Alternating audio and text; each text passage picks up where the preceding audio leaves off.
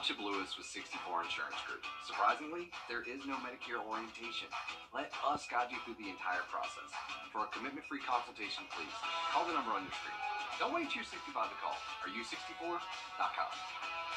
Bruce Credit, Waynesboro Chrysler Dodge Jeep Ram has financing options. The President's Day sales event continues. Shop more Jeeps here than anywhere else. When others say no, we say yes. 2.9% on Jeeps. Good to go, Waynesboro.com. About Dupixent, the most prescribed biologic for asthma. The President's Day sales event all month at Waynesboro Chrysler Dodge Jeep Ram. Rates as low as 2.9%. New Ram 1500 Bighorns up to $10,000 off.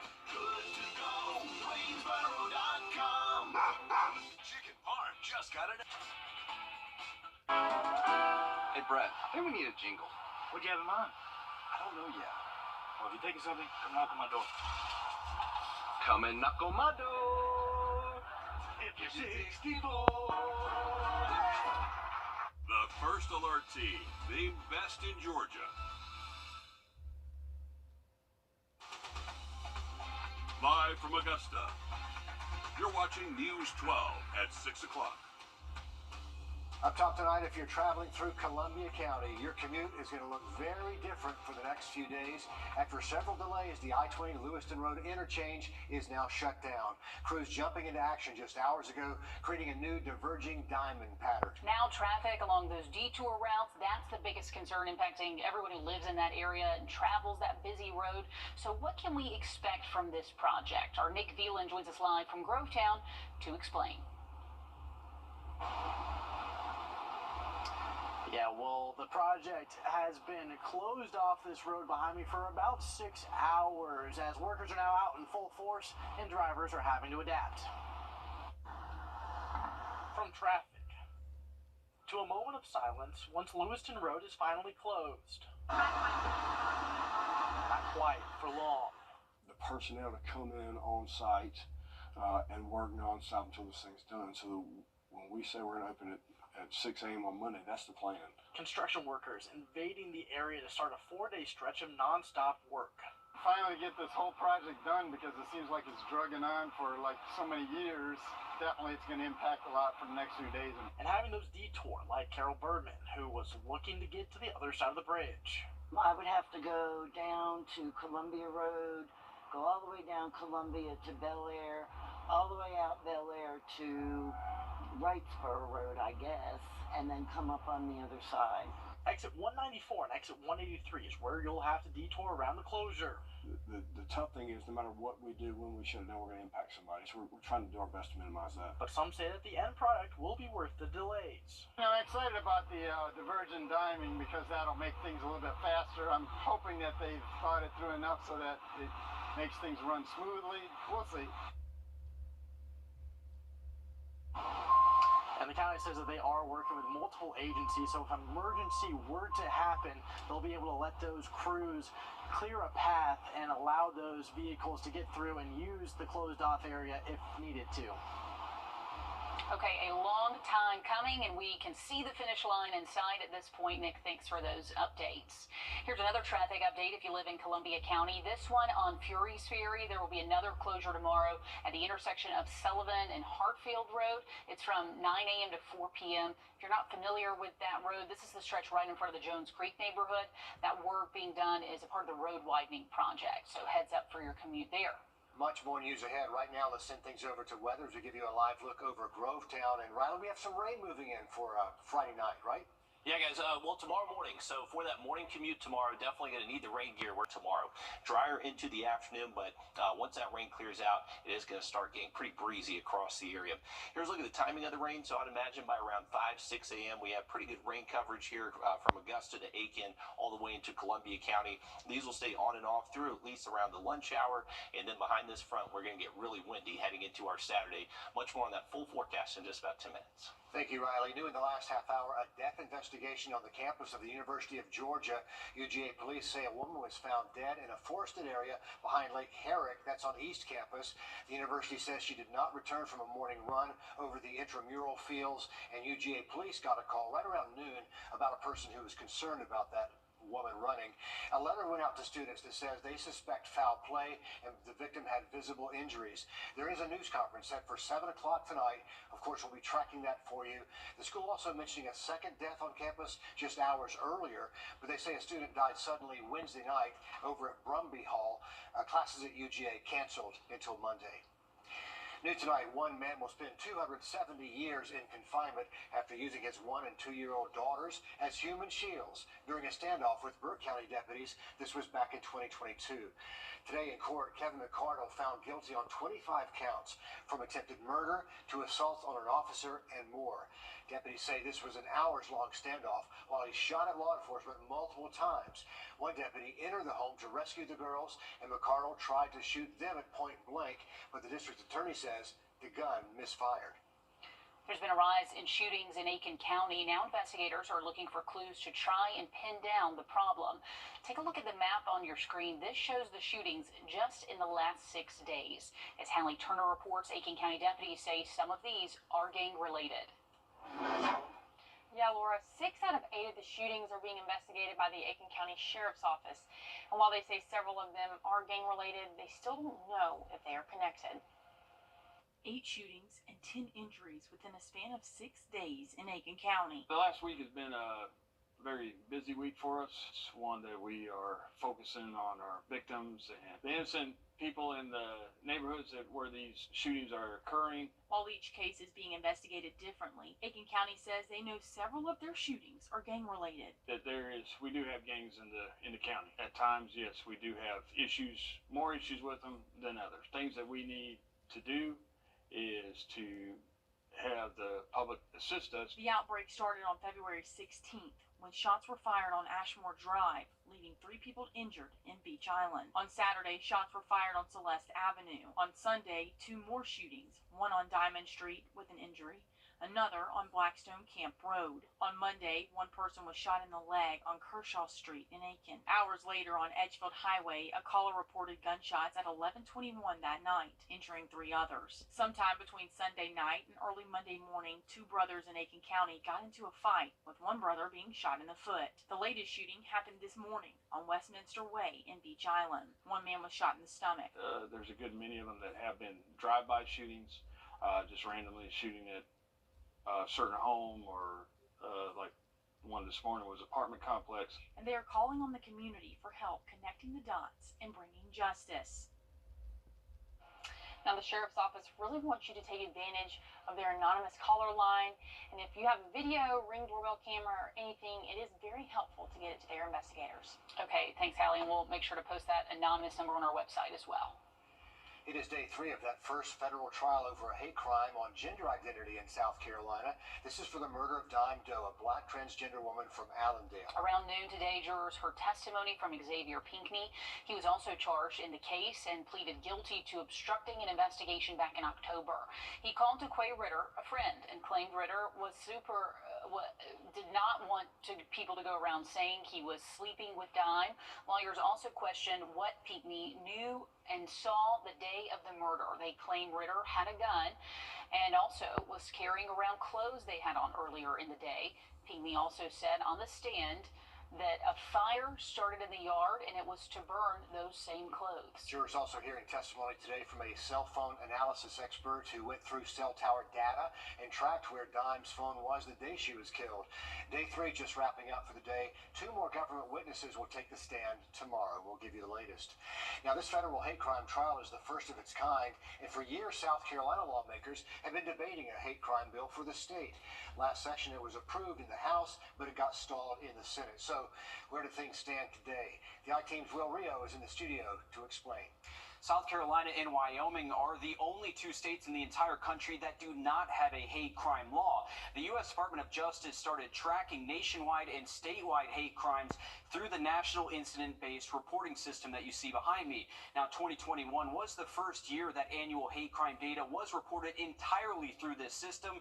That means law enforcement agencies participating submitted this data. That caused the number of reported hate crimes to fall from 2020 to 2021. And you can see in South South Carolina, that's the trend that we did see. A majority of the hate crimes reported in both Georgia and South Carolina were against someone's race or ethnicity. Now, the difference is Georgia has a hate crimes law and South Carolina doesn't. Now, South Carolina's drawn-out battle for a hate crimes law started after the 2015 shooting that left 9 people dead at Mother Emanuel AME Church in Charleston. Among those 9 people killed was state senator and pastor of the church, Clementa C. Pinckney. That's where the bill gets its name, the Clementa C. Pinckney Hate Crimes Act. Now, the bill would mean a sharper sentence for anyone accused of acting violently against someone based on beliefs of race, religion, identity, or disability. Now, attempts to pass a hate crime bill have failed primarily because of some Republican opposition, even with strong bipartisan support. Last year, South Carolina's House approved the bill, sending it to the Senate, where it later stalled out. That left hate crimes to be prosecuted at the federal level. One of the arguments that opponents of that bill make is that it's unnecessary to have that bill with those federal statutes already in place. But the absence of a state-level hate crime law limit prosecution to only the U.S. Attorney's Office and investigation only to the FBI. This issue has come into the spotlight even more so after the FBI started an investigation in December into a South Carolina couple in Horry County for setting a cross on fire that was facing their black neighbor's home. So where does this leave South Carolina? These cases are not going unchecked, as we see with Dime Doe's case happening right now at the federal level. The U.S. Attorney's Office encourages South Carolinians to report these crimes directly to the FBI if you have suspected a hate crime has happened. We'll continue to follow Dime Doe's case and bring you updates from the federal courthouse as that trial continues. Well, Rio, thanks for wrapping that all up for us today. Okay, men, this next story is for you. If you can hold a note, you can join the Garden City Chorus. We take you inside their practice after the break. And we are tracking rain heading our way early tomorrow morning, but luckily clearing out for the weekend. We'll have that full forecast next. Time and temperature by Sunday, so a little bit cooler into the weekend. Next week, though, feeling like spring. Highs back in the 70s Monday, and then not too far away from the mid-70s Wednesday. Last week for Valentine's Day, we introduced you to the Garden City Chorus, around town swooning the masses. And they're looking for new members right now, so Will Vogt stopped by practice to see what to expect if you decide to give it a try. There's something about that harmony, the chords coming together. It's a genre of music that we want to grow and share. Maurice Lewis says they're looking for new men to join the Garden City Chorus. He invited me specifically to sing with them. You've got a strong spirit about you, and you enjoy life. So that tells me that voice, enjoying life, maybe he would enjoy singing with us. Close your eyes. They pulled me off to the side and tested my voice. In sleep. I'm a bass. Now, let's isolate my audio.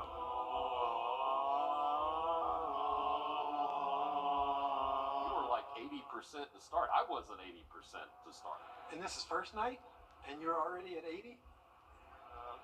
That's good stuff. If I keep working at it, maybe I could get to 100. If you can sing and want to sing, they'll help you get there too. In North Augusta, Will Vogt on your side. Will is a good sport. I've actually heard these guys in concert. They're very good, covering a lot of songs you don't expect them to cover. But the first test with the bass, I mean, it wasn't bad. He's very brave to get out there and put a mic on and do that on his first try out there. If you think you have the ear and the voice for this, they meet on Tuesday nights just after 7 o'clock at North Augusta Church. Looking for good voices out there. Okay, players and coaches from Westside, Thompson, Butler, Laney, and Josie all being recognized for their success on the court this season. Dan breaks down some of the season awards next in sports. First specialist about Dupixent.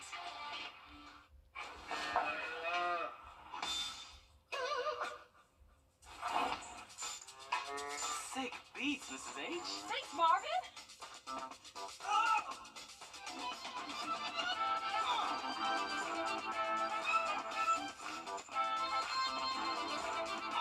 When you join the Players Club, you get way more than you expect. More chances, more wins, more surprises.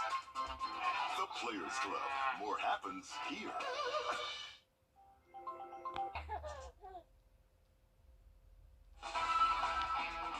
On your sideline. With the Georgia High School basketball playoff seating up, the season awards for Class 2A Region 4 have been announced, recognizing the talent scattered all across that loaded region. Just like the top of the standings, we have a tie for the Boys Region Player of the Year. Senior point guards DeMarco Middleton from Westside and Daquan Young from Thompson are your co-region players of the year. Both of these ballers are the engines that get their teams going, and if we're lucky, we might get them to see it one more time against each other in the state championship game this year, which would be incredible. The Class 2A Region 4 Girls Player of the Year is Butler's Brayla Harris. The junior guard has been on a mission this year. Harris has played a big role in the Lady Bulldogs winning their region title and making it to the second round of the state playoffs. There are a lot of great coaches in this region, but when it comes to the 2024 Coaches of the Year awards, Butler stole the show. Boys head coach Chaz Clark and girls head coach Ebony Fields are both being honored this year. Clark and Fields both led their teams to 20-plus wins this season, and knowing what their squads are bringing to the table every time they hit the floor, it would not be shocking if either of them made a serious run at a state championship. The SRP Park High School Showcase continues tonight. As we speak, the defending state champion Augusta Christian Lions are on the diamond, taking on the Evans Knights. I'll have those highlights for you tonight at 11. All right, thanks, Dan. Moms with littles, are you looking for a way to get out of the house and socialize? Get ready for story time at Dolce Darling Bakery. You can catch Miss Darling every Thursday morning reading a book to anyone that stops by your shop. Kids will get a free treat, a juice box, and a sticker. The trifecta for small children. Dolce Darling Bakery has been open at their Telfair Street location for 3 years.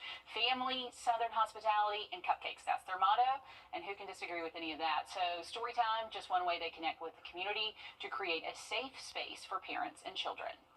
The reality is it's just a way to, first and foremost, just advocate a love of literature and of reading from a young age.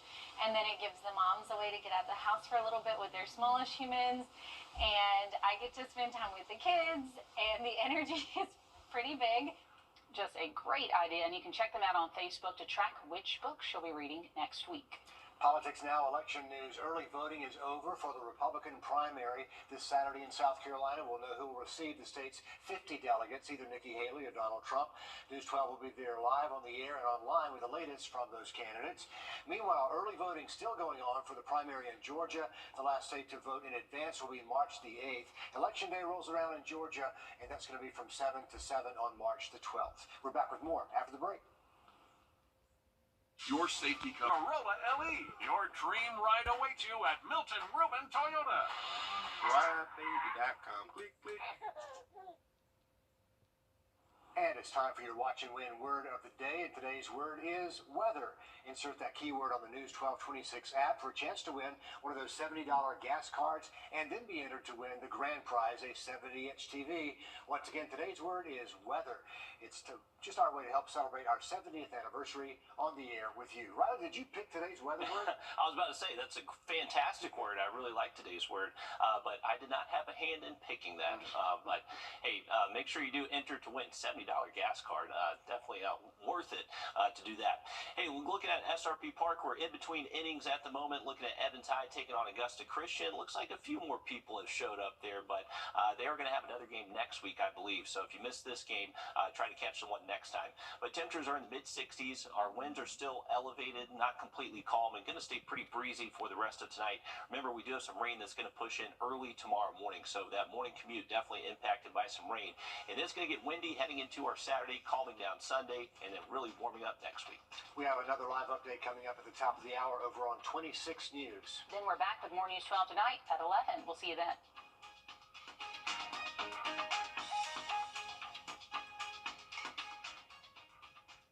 At the CBS Evening News, we focus on solutions, finding solutions to help people understand what are the right choices to make for you and your family. They are some of the hottest videos.